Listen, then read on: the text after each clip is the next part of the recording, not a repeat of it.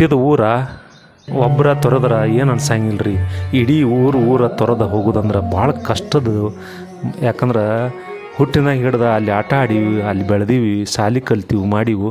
ಏಕಾಏಕಿ ಇಡೀ ಊರನ್ನ ಬಿಟ್ಟು ಹೋಗೋದಂದ್ರೆ ಭಾಳ ಕೆಟ್ಟ ತ್ರಾಸ ಆಗತ್ತೆ ರೀ, ಮನಸ್ಸಿಗೆ ನೋವು ಆಗತೈತಿ. ಅಂಥ ಊರು ಯಾವುದಪ್ಪ ಅಂದ್ರೆ ಹೊಳೆ ಹಂಗರಿಗೆ ನಾವು ಹೊಂಟನ್ ರೀ. ಯಾಕಂದ್ರೆ 30 ವರ್ಷದಿಂದ ಹೊಳೆ ಬಂದ ಎಲ್ಲ ಇಡೀ ಊರನ್ನ ಬಿಡಿಸಿಬಿಡ್ತು. ಅಂಥದ್ರಾಗ ನಮ್ಮ ಹಿಂದಿನ ಕಾಲದ ರಾಜ ಮಹಾರಾಜರು ಕಟ್ಟಿದಂಥ ಕಲ್ಮೇಶ್ವರ ದೇವಸ್ಥಾನ ನೋಡ್ಲಕ್ಕೆ ಹೊಂಟೇನಿ ರೀ. ಈಗ ಚಾಲು ಆತು ರೀ ನಮ್ಮದು ವಿಷಯ. ಹೀಗಾಗಿ ಇದು ಹೊಳೆ 6 ತಿಂಗಳ ನೀರಿನಾಗ ಇರತ್ತಿ, 6 ತಿಂಗಳ ಕಣ್ಣಿಗೆ ಕಾಣತಿ, ಒಮ್ಮೆ 3 ತಿಂಗಳು ಕಾಣತಿ. ಹೀಗಾಗಿ ಈ ಸಲ ಬ್ಯಾಸಿಗೆ ಭಾಳ ಇತ್ತು, ಹೊಳೆ ಇಳ್ದತಿ ನೋಡ್ಲಕ್ಕೆ ನಾ ಹಂಗರಿಗೆ ಬನ್ರಿ.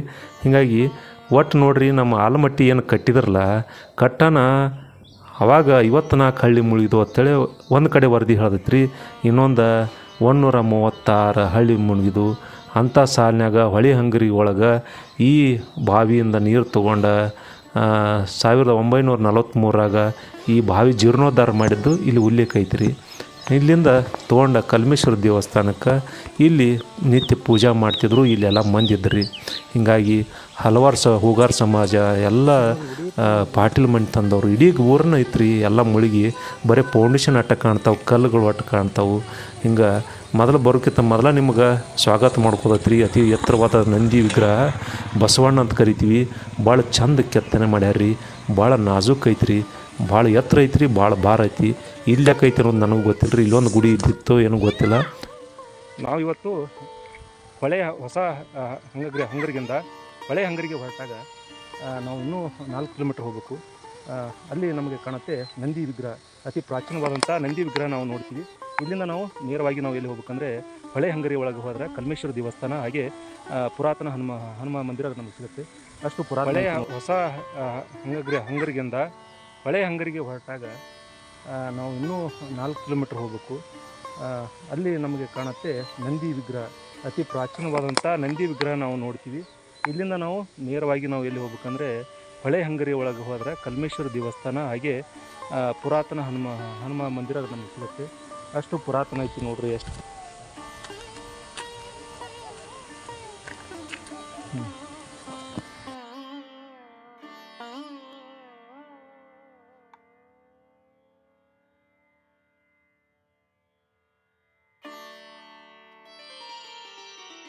ನಮಸ್ಕಾರ, ಕನ್ನಡ ಕುಲಕೋಟಿಗೆ ಕೋಟಿ ನಮಸ್ಕಾರ. ನಾವು ಇವತ್ತು ಬಿಜಾಪುರ ಜಿಲ್ಲೆ ಅನ್ನುವಂಥ ಒಂದು ಪುರಾತನ ಗ್ರಾಮ. ಇದು ಕೃಷ್ಣಾ ನದಿ ತೀರದಲ್ಲಿ ಮುಳುಗಡೆ ಆದಂಥ ಗ್ರಾಮ. ಇಲ್ಲಿ ಏನು ವಿಶೇಷ ಐತೆ ಅನ್ನೋದು ನಮ್ಮ ಸ್ಥಳೀಯರು, ನಮ್ಮ ಆತ್ಮೀಯರಾದಂಥ ದಿಲೀಪ್ ವಾಲಿಯವರು ಇದರ ಬಗ್ಗೆ ಎಲ್ಲ ತಿಳಿಸ್ಕೊಡ್ತಾರೆ. ಯಾಕಂದ್ರೆ ಇದು ಭಾಳ ಊರು ಬಿಟ್ಟು ಅಂದರೆ ಹೊಳೆ ಹಂಗರಿಗೆ ಎಲ್ಲ ಶಿಫ್ಟೆಡ್ ಆಗೈತಿ. ಹೀಗಾಗಿ ಅದ್ರ ಬಗ್ಗೆ ಎಲ್ಲ ಮಾಹಿತಿ ತಿಳಿಸ್ಕೊಡ್ಲಕ್ಕ ನಮ್ಮ ಜೊತೆ ಬಂದಾರ. ನಮಸ್ಕಾರ ರೀ ಸರ್. ನಮಗೂ ಈ ಕಡೆ ಬರ್ತೀನಪ್ಪ.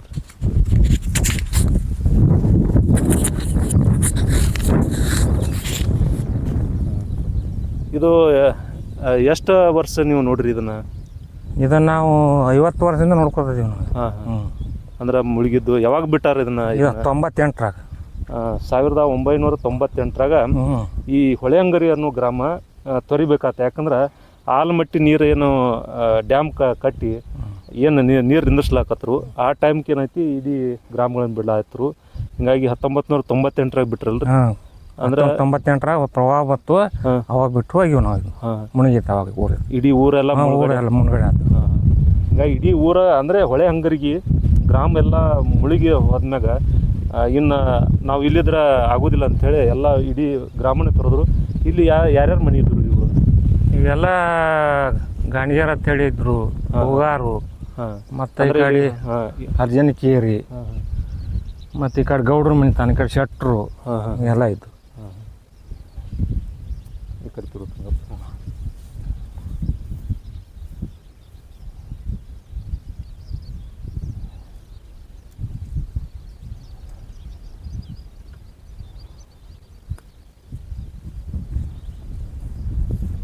ಅಂದರೆ ಈ ಕಡೆ ಯಾವ ಮನೆಗಳು ಇದ್ರು? ಇವೆಲ್ಲ ಶೆಟ್ರು, ಈ ಕಡೆ ಇವರು ಕೊಮಾರು, ಎಲ್ಲ ಈ ಕಡೆ ಎಲ್ಲ ಜಾತಿ ಒಟ್ಟು ಎಲ್ಲ ಮಿಕ್ಸ್ ಇದ್ದ ಜಾತಿ ಎಲ್ಲ ಇಲ್ಲಿ. ಈ ಕಡೆ ನೋಡ್ತೀರಿ ನೀವು ಆಗಲೇ ತೋರಿಸಿದ್ವಿ ಗಾಣಿಗೆರ ಸಮುದಾಯ, ಆಮೇಲೆ ಪೂಜಾರಿಗಳು, ಹೋಗಾರ, ಅಂದ್ರೆ ಇಲ್ಲೆಲ್ಲ ಪೂಜೆ ಮಾಡುವಂತವ್ರು ಇಲ್ಲೇ ದೇವಸ್ಥಾನ. ಈಗ ನೀವು ಅಲ್ಲಿ ನೋಡ್ತಾ ಇದ್ರಿ ಮುಳುಗಡೆ ಆದಂತದ್ದು ಕಲ್ಮೇಶ್ವರ ದೇವಸ್ಥಾನ. ಅದು ಯಾವಾಗ ಶಿಫ್ಟ್ ಮಾಡಿದ್ರಿ ಇದನ್ನ? ಅದು 98ರಾಗ ಶಿಫ್ಟ್ ಆಗೈತಿ. ಲಿಂಗ ಹೋದ ಅಲ್ಲಿ ಇಟ್ಟು ಸಡ್ ತಗಡ ಹಾಕಿ ಕೊಟ್ರ ಸಡ್ಡ ಗೌರ್ಮೆಂಟ್ದಿಂದ. ಹಿಂದಾಡಿ ಅಂದ್ರೆ ಕಟ್ಕೋತ ಹೋದೆ ಹಂಗೆ. 2008ರಾಗ ಎಲ್ಲ ಕಂಪ್ಲೀಟ್ ಆಗ್ತದ ಗುಡಿ. 2008ರಾಗ ಕಂಪ್ಲೀಟ್ ಆಗ್ತದ. ಅದು 1998ರಾಗ ನೀವು ಎಲ್ಲ ಹೋಗಿಬಿಟ್ಟೆವು. ಆದ್ರೆ ಇವು ಸ್ವಲ್ಪ ಅಷ್ಟ ಉಳ್ದಾವು. ಅದೇ ಹಿಂಗೆ ಬಿಟ್ಟಾರ, ಮತ್ತು ಹೊಸ ಮೂರ್ತಿ ಇತ್ತಂತ ಸ್ಥಾಪನೆ ಮಾಡ್ಯಾರ ಇಲ್ಲಿ. ಅಂದ್ರೆ ಇದಕ್ಕೆ ಯಾವುದೋ ಭಿನ್ನ ಆಗಿಲ್ಲ ಇದು? ಇಲ್ಲ, ಏನಾಗಿಲ್ಲ ನೋಡಿ ಎಷ್ಟು ಅದ್ಭುತ ಐತ್ರಿ. ನಮ್ಮ ಆಂಜನೇಯ ಇವತ್ತು ಶನಿವಾರ ಕೂಡ, ಹಂಗಾಗಿ ನಾವು ನೋಡಕ್ಕೆ ಬಂದಿವ್ರಿ. ನಮ್ಗೆ ದೇವಸ್ಥಾನ ಎಲ್ಲೈತಿ ಸ್ವಲ್ಪ ತೋರಿಸ್ರಿ ಹಂಗೆ. ಅಲ್ಲಿ ಮುಂದೆ ಐತಕ್ಕ.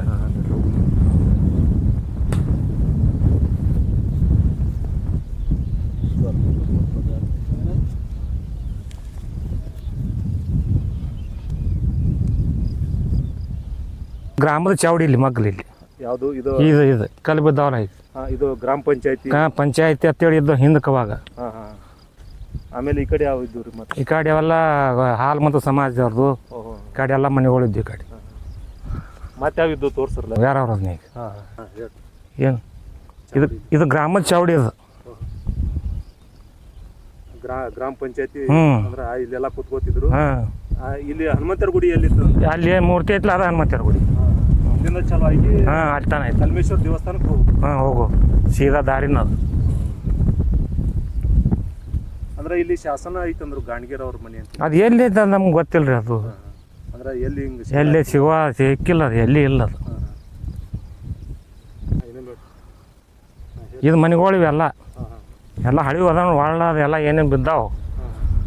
ಅವಾಗ ಹಿಂದಕ್ಕೆ ತಮಗೆ ಬೇಕಾದ ಸಾಮಗ್ರಿಗಳನ್ನ ಮಾಡ್ಕೋತಿದ್ರ ಎಲ್ಲ ಎಲ್ಲ ಬಿಟ್ಟು ಹೋಗ್ಬಿಟ್ಟಾರ. ಇಲ್ಲೇ ಅವ್ರು ಎಲ್ಲ ಬಿಟ್ಟು ಪೂರ ಎಲ್ಲ ಹೋಗ್ಬಿಟ್ಟಾರ. ಇದು ಮತ್ತೆ ಎಷ್ಟು ತಿಂಗಳ ನೀರು ಇರ್ತಾವೆ ಇಲ್ಲಿ? ಇಲ್ಲಿ 6 ತಿಂಗಳು ನೀರು ಇರ್ತೈತಿ ಇದಕ್ಕೆ. ಈಗೆಲ್ಲ ತೆಗೆದೈತಿ. ಈಗೆಲ್ಲ ಕ್ಲಿಯರ್ ಆಗೈತಿ. ಈಗ ಇನ್ನು ಜೂನ್ ಜುಲೈಗೆ ಹೊಳಿ ಬರ್ತೈತೆ ಅದು. ಹೊಳಿ ಬರ್ತಂದ್ರೆ ಮತ್ತು ನವಂಬರ್ ಡಿಸೆಂಬರ್ ತನಕ ಕಂಪ್ಲೀಟ್ ಅಲ್ಲಿ ಊರು ಬಡ್ಡಿ ತನಕ ಬರುತ್ತೆ ನೀರು. ಅಲ್ಲಿ ತನಕ ಬರುತ್ತೆ. ಅಂದ್ರೆ ಇಲ್ಲೇನು ನೋಡಕ್ ಏನೂ ಸಿಗಂಗಿಲ್ಲ. ಈಗ ಬ್ಯಾಸಿಗೆ ಐತೈತಿ, ಕುಲ್ಲ ಆಗೈತಿ ನೀರು. ನಾವು ಅಲ್ಲಿಂದ ನಾವು ಬಂದೀವಿ. ಅಂದರೆ ಊರ ಗ್ರಾಮದ ಹನುಮತ್ ದೇವಸ್ಥಾನ ಅಲ್ಲೆಲ್ಲ ಪಳವಳಿಕೆ ಎಲ್ಲ ನೋಡಿದ್ರಿ. ಅಲ್ಲಿರುವಂಥ ಗಾಣಿಗೆರ ಸಮುದಾಯದವರು, ಹೂಗಾರ ಸಮುದಾಯವರು, ಹಾಗೆ ಈ ಕಡೆ ನೋಡಿದ್ದು ಗೌಡರ ಒಂದಿಷ್ಟು ಮನೆಗಳನ್ನು, ಅವಶೇಷಗಳನ್ನು ನಾವು ನೋಡ್ಲಿಕ್ಕೆ ಸಿಗುತ್ತೆ. ಬಟ್ ಯಾಕಂದರೆ 28 ವರ್ಷದಿಂದ ಏಕಕಾಲದಲ್ಲಿ ಎಲ್ಲ ಇಡೀ ಊರನ್ನೇ ತೊರೆದ್ಬಿಟ್ರು. ಹೀಗಾಗಿ ಅದು ಶಿಫ್ಟೆಡ್ ಆಗಿದ್ದರಿಂದ ಯಾವ ಕುರುಗಳು ನಮಗೆ ಸಿಗ್ತಾಯಿಲ್ಲ. ನಾವು ಹುಡ್ಕೊಳ್ಳೋಕೆ ಬಂದಿದ್ದು ಆ ಗಾಣಿಗೆರ ಮನೆಯಲ್ಲಿರುವಂಥ ಶಾಸನ. ಅದು ನಮಗೆ ಈಗ ಎಲ್ಲಿದೆ ಮತ್ತು ಯಾಕಂದ್ರೆ 28-30 ವರ್ಷದಿಂದ ಅದು ಸತತವಾಗಿ ನೀರಿನಲ್ಲಿರೋದ್ರಿಂದ ಅದು ಒಳಗಡೆ ಮುಚ್ಕೊಂಡು ಹೋಗಿದೆ. ಯಾವ ಶಾಸನ ನಮಗೆ ಸಿಗ್ತಾಯಿಲ್ಲ. ಬನ್ನಿ ಆ ಶಾಸನದಲ್ಲಿ ಏನು ಬರೆದಿದ್ದಾರೆ ಅನ್ನೋದು ಈ ದೇವಸ್ಥಾನದ ಪೂರ್ಣ ಮಾಹಿತಿ ನಿಮಗೆ ತಿಳಿಸ್ತಾ ಹೋಗ್ತೀನಿ. ನಮ್ಗೆ ಇಲ್ಲಿಂದ ಸ್ಟಾರ್ಟ್ ಆಗುತ್ತೆ. ಎಷ್ಟು ನೀರಿನ ಹೊಡೆತಕ್ಕೆ ಅದು ಹಾಗೆ ನಿಂತ್ಕೊಂಡಿದೆ ಅಂದರೆ ಎಷ್ಟನೇ ಶತಮಾನ ಅನ್ನೋದು ತೋರಿಸ್ತೀನಿ. ಈಗ ನಾವು ಪ್ರವೇಶ ದ್ವಾರದ ಮುಂದಿದ್ದೀವಿ.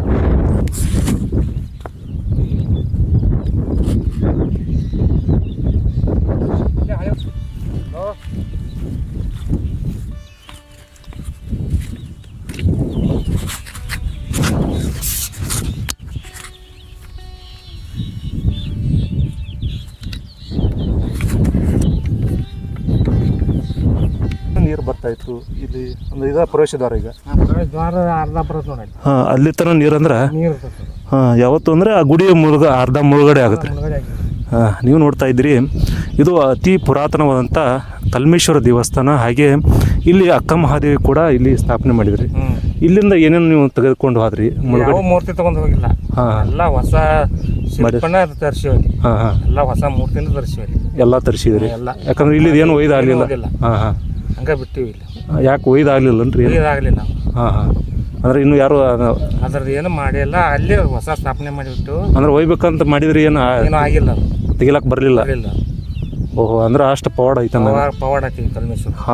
ನೋಡ್ರಿ, ಅದನ್ನ ಎಲ್ಲ ಇಡೀ ಗ್ರಾಮಸ್ಥರು ಕೂಡಿ.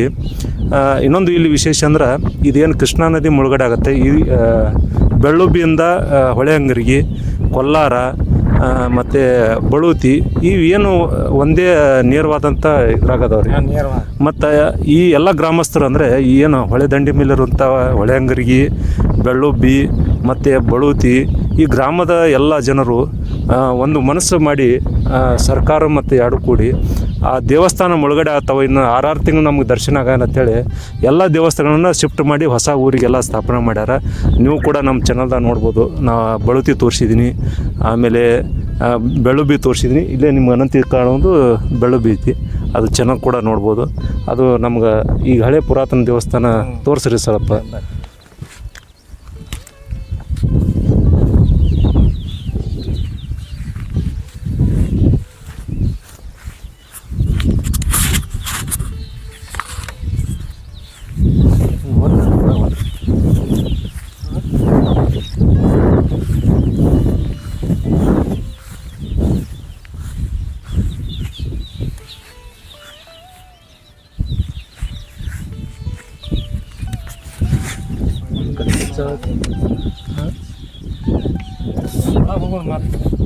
ಅಂದಿನ 11ನೇ ಶತಮಾನ 12ನೇ ಶತಮಾನದಲ್ಲಿ ಎಷ್ಟು ಭವ್ಯವಾದ ಕಟ್ಟಡಗಳು ನಿರ್ಮಾಣ ಮಾಡಿದ್ರು ಅಂತೇಳಿ ನಮಗೆ ಕೂಡ ಆಗತ್ತೆ. ನಾವು ಕಟ್ಟುವಂಥ ಮನೆಗಳು ಮತ್ತು ಮಂದಿರಗಳು 100 ವರ್ಷ ಇಷ್ಟೆಲ್ಲ ಹೊಳೆ ಬಂದ್ರೂ ಆ ತೆರೆ ಬಡವ್ರನ್ನ ಕೂಡ ಹಂಗೆ ನಿಂತ್ಕೊಂಡೈತೆ ಅಂದ್ರೆ ಎಷ್ಟು ಗಟ್ಟಿಮುಟ್ಟಾಗಿ ಕಟ್ಟಿರ್ಬೇಕು.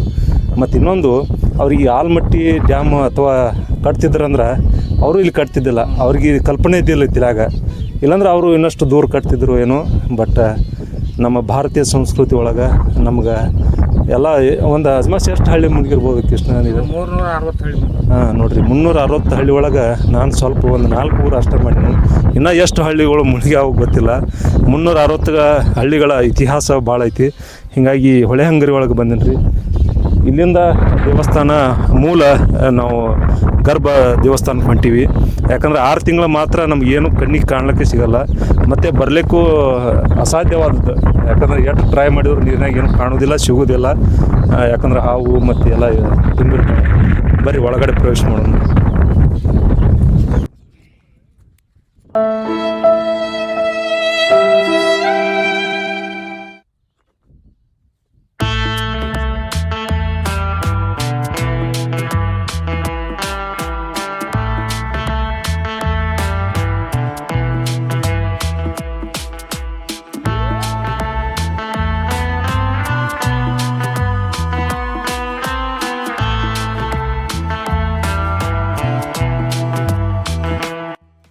ಇದು ನಾವು ಕರಿತೀವಿ ಗರುಡಗಂಬ ಅಥವಾ ದೀಪಸ್ತಂಭ ಅಂತೇಳಿ. ಯಾಕಂದರೆ ಹಿಂದಿನ ಕಾಲಘಟ್ಟದಲ್ಲಿ ಈ ದೇವಸ್ಥಾನ ಅಂದರೆ ಯಾವುದೇ ದೇವಸ್ಥಾನ ಇರಲಿ ಅಂದರೆ ಈ ದೀಪಗಳನ್ನು ಉರಿದ್ರಿಂದ ಇದನ್ನು ಗುರುತಿಸಿ ಜನ ಬರ್ತಾಯಿದ್ರು. ಆಗಿನ ಕಾಲದಲ್ಲಿ ಯಾವುದೋ ಲೈಟಿಂಗು ಯಾವುದೋ ಸಾಧನಗಳಿರಲಿಲ್ಲ. ಈ ದೀಪದವನ್ನು ಹಿಡ್ಕೊಂಡು ನಮ್ಮ ದೇವಸ್ಥಾನ ಈ ಕಡೆ ಇದೆ ಅಂತೇಳಿ ನೋಡ್ತಾಯಿದ್ರು. ಇದಕ್ಕೆ ಗರುಡಗಂಬನೂ ಅಂತಾರೆ, ದೀಪಸ್ತಂಭನೂ ಅಂತಾರೆ.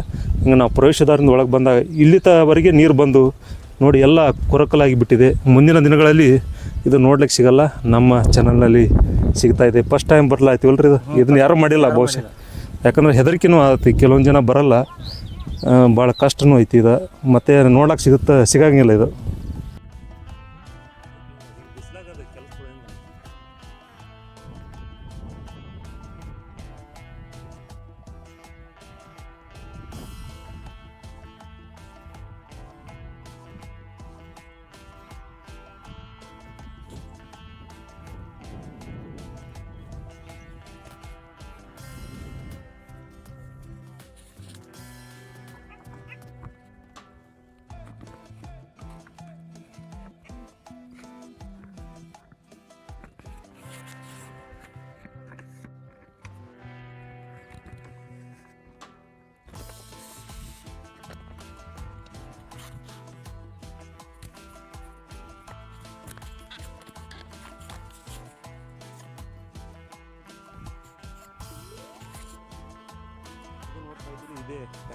ದೇವಸ್ಥಾನ ಹಾಗೆ ಅಕ್ಕಮಾದಿ ದೇವಸ್ಥಾನ ಐತಿ.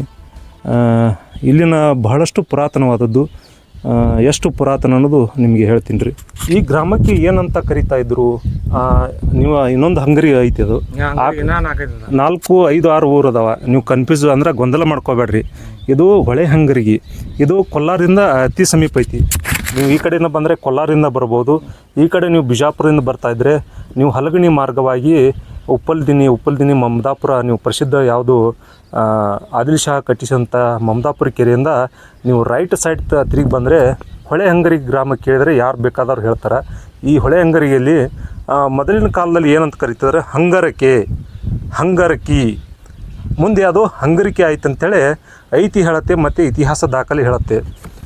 ಶಾಸನಗಳ ಪ್ರಕಾರ ಏನು ಹೇಳುತ್ತೆ, ಹಂಗರಿಗೆ ಶಿವಪುತ್ರ ಗೋವಿಂದಪ್ಪ ಗಾಣಿಗೆರವರ ಮನೆ ಹತ್ತಿರ ಇರುವಂಥ ಒಂದು ಕಲ್ಲು ಹಾಸ ಮೇಲೆ ಈ ಶಾಸನ ಇದೆ ಅಂಥೇಳಿ ಇತಿಹಾಸಗಾರರು ಎಲ್ಲ ಹೇಳ್ತಾರೆ. ಅಂದರೆ 110-145-08 1928-29 ಈ ಶಾಸನವನ್ನು ಡಿಕೋಡಿಂಗ್ ಮಾಡಿದರು. ಆವಾಗ ಶಾಸನ ಪ್ರಕಾರ ಮಹಾಸಾಮಂತನಾದ ದಶವರ್ಮನ ಹಂಗರಿಕೆ ನೋಡ್ರಿ, ಯಾವಾಗ ಮಹಾಸಾಮಂತನಾದ ದಶವರ್ಮನ ಹಂಗರಿಕೆ 12ಕ್ಕೆ ಮರ್ಯಾದೆ ಸಹಿತವಾಗಿ ಅಂದರೆ ತೆರಿಗೆಗಳನ್ನು ಅಂದರೆ ಟ್ಯಾಕ್ಸ್ಗಳನ್ನು ಗೋಸ್ಕರ ಈ ದೇವಸ್ಥಾನವನ್ನು ನಿರ್ಮಾಣ ಮಾಡಿದರು. ನಿಗದಿಪಡಿಸಿದ ವಿವರ ಈ ಶಾಸನದ ಸಿಗತ್ತೆ. ಅಂದರೆ ಟ್ಯಾಕ್ಸ್ಗಳನ್ನು ಎಷ್ಟು ಕರವಸೂಲಿ ಮಾಡ್ತಾಯಿದ್ರು ಅಂದರೆ ಈ ಗ್ರಾಮದ ಶಾಸನ ಒಳಗೆ ಉಲ್ಲೇಖ ಮಾಡ್ಯಾರ. ಅಂದರೆ ಪೆಂಗರಿಗೆ ಎಂದು ಉಲ್ಲೇಖಿಸಿದಾರೆ. ಅಂದರೆ ಈ ಶಾಸನ ಒಳಗೆ ಊರಿನ ಹೆಸರನ್ನು ಪೆಂಗರಿಗೆ ಅಂಥೇಳಿ ಉಲ್ಲೇಖ ಮಾಡ್ಯಾರ. ಇದರ ಕಾಲ 10ನೇ ಶತಮಾನ. ನಾವೆಲ್ಲ ಹಲವಾರು ದೇವಸ್ಥಾನ 11-12 ಶತಮಾನದಾಗ ನೋಡಿರ್ತೀವಿ. ಈ ದೇವಸ್ಥಾನ ನಿರ್ಮಾಣ ಆಗಿದ್ದು 10ನೇ ಶತಮಾನ ಅಂಥೇಳಿ ಶಾಸನ ಹೇಳುತ್ತೆ. ಗ್ರಾಮದ ದೇವಾಲಯದ ಕಂಪೌಂಡಿಗೆ ಸೇರಿರುವ ಕಲ್ಲಿನ ಮೇಲೆ 81188258 ಈ ನಂಬರಿನ ಸಂಖ್ಯೆ ಶಾಸನ ನಮ್ಗೆ ಇಲ್ಲಿ ಎಲ್ಲಿ ಹುಡುಕಿದ್ರು ಸಿಗ್ತಾ ಇಲ್ಲ. ನೋಡಬೇಕು ಎಲ್ಲಿದೆ ಅಂತ ಹುಡುಕ್ತಾ ಇದ್ವಿ. ಕ್ರಿತಿಶಕ 1053 ಅಂದರೆ 10ನೇ ಶತಮಾನ ಅಂತ ಹೇಳಿದಿನಲ್ಲ, ನಿಖರವಾಗಿ 1053 ಅಂದರೆ ಕಲ್ಯಾಣ ಚಾಲುಕ್ಯ ಅರ್ಷ ತ್ರೈಲೋಕಮಲ್ಲ ದೇವನ ಆಳುತ್ತಿರುವಾಗ ಇವನ ಮಹಾಸಾಮಂತನಾದ ಭೋಗ ದೇವರಸನು ಪಂಗರಿಗೆ 12 ಆಳಿದನಂಥ ಉಲ್ಲೇಖ ಈ ದೇವಸ್ಥಾನಕ್ಕೆ ಸಲ್ಲತ್ತೆ. ನಾವು ಎಲ್ಲ ಹೇಳೋದು ಶಾಸನ ಪ್ರಕಾರ. ಹೀಗಾಗಿ ಶಾಸನ ಉಲ್ಲೇಖ ಇಲ್ಲದ ದೇವಸ್ಥಾನಗಳು ಸಾಕಷ್ಟು ಸಿಗುತ್ತವೆ. ಯಾಕಂದ್ರೆ ನಶಿಸಿ ಹೋಗಿವೆ ಮತ್ತು ಇತಿಹಾಸಗಳನ್ನು ಬರದೇ ಇಡಬಾರದು ಅಥವಾ ನಮಗೆ ಸಿಕ್ಕದೇ ಇರ್ಬೋದು. ಆದರೆ ಇವತ್ತು ನಮಗೆ ಹಂಗರಿ ಗ್ರಾಮದ ಈ ಪೂರ್ಣ ಇತಿಹಾಸ ನಮಗೆ ಸ್ಪಷ್ಟವಾಗಿ ಗೋಚರಿಸ್ತಾ ಇದೆ. ಹಾಗೆ ಎಲ್ಲ ಶಾಸನಗಳ ಉಲ್ಲೇಖಿದೆ. ಹಲವಾರು ಇತಿಹಾಸ ಪುಟಗಳಲ್ಲಿ ಸಾಕಷ್ಟು ಬರೆದು ಇಟ್ಟಿದ್ದಾರೆ. ನೀವು ಕೂಡ ಬರಬೇಕಂದ್ರೆ ಬೇಸಿಗೆ ಟೈಮ್ದಲ್ಲಿ ಮಾತ್ರ ಬರಬೇಕು. ಈಗ ದೇವಸ್ಥಾನದ ಮೂಲ ನಾವು ಗರ್ಭ ಪ್ರವೇಶವನ್ನು ಮಾಡ್ತಾಯಿದ್ವಿ. ಸ್ವಲ್ಪ ತೋರಿಸ್ರಿ ದೇವಸ್ಥಾನ ಹೇಗಿದೆ. ಸರ್, ದೇವಸ್ಥಾನ ಎಲ್ಲಿತ್ತು ಇಲ್ಲಿ? ಲಿಂಗ ಅದನ್ನು ನೋಡ್ತೀರಿ. ಪುರಾತನ ಕಲ್ಮೇಶ್ವರ ಲಿಂಗ, ಶಿವಲಿಂಗವನ್ನು ನೋಡ್ತೀರಿ. ಅದನ್ನು ಈ ಗ್ರಾಮಸ್ಥರು ಇದನ್ನು ಶಿಫ್ಟ್ ಮಾಡಬೇಕು ಅಂದರೆ ಹೊಸ ಗ್ರಾಮಕ್ಕೆ, ಹೊಳೆಹಂಗರಿಗೆ ಗ್ರಾಮದ ಹೊಸ ಗ್ರಾಮಕ್ಕೆ ನೀವು ದೇವಸ್ಥಾನಕ್ಕೆ ಶಿಫ್ಟ್ ಮಾಡ್ಬೇಕಂತೇಳಿ ಇದನ್ನು ಎತ್ತಲಕ್ಕೆ ಹೋದ್ರಿ. ಇದು ಎತ್ತಲ ಬರುತ್ತೆ, ಹಾಗೆ ಇಟ್ಟಿದ್ರೆ ಬನ್ನಿ ಆ ದರ್ಶನ ಮಾಡೋಣ.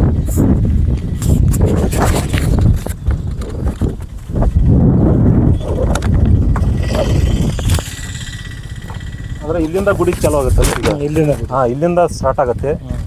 ಈಗೆಲ್ಲ ಅರ್ಧ ಬಿಡುಗಡೆ ಆಗೈತಿ. ಯಾಕಂದ್ರೆ ನೀರಿನ ತೆರೆಗಳು ಎಲ್ಲ ಇಲ್ಲಿಂದ ಸ್ಟಾರ್ಟ್ ಆಗಿ ಹಿಂದ್ಗಡೆಯಿಂದ ಈ ಕಡೆಯಿಂದ ಬರ್ತಾ ಇದೆ ಹೊಳೆ. ಹೀಗಾಗಿ ಎಲ್ಲವೂ ಅವಸಾನ ಅಂಚಿನಲ್ಲಿ ಐತಿ ಈ ದೇವಸ್ಥಾನ. ಹೀಗಾಗಿ ಅತಿ ಪುರಾತನವಾದದ್ದು ಶಿವಲಿಂಗವನ್ನು ಪಾಣಿಪೀಠ ನೋಡ್ತೀವಿ. ಎಲ್ಲ ತೆರೆಗೆ ಬಡೋದು ಎಲ್ಲವೂ ಹಿಂಬದೇ ಗೋಡೆ ಎಲ್ಲ ಬಿದ್ದೈತಿ. ಹೀಗಾಗಿ ಇಲ್ಲಿ ಏನೇನು ಅದಾವೆ ತೋರಿಸ್ತಂತ್ರಿ ಎಲ್ಲ.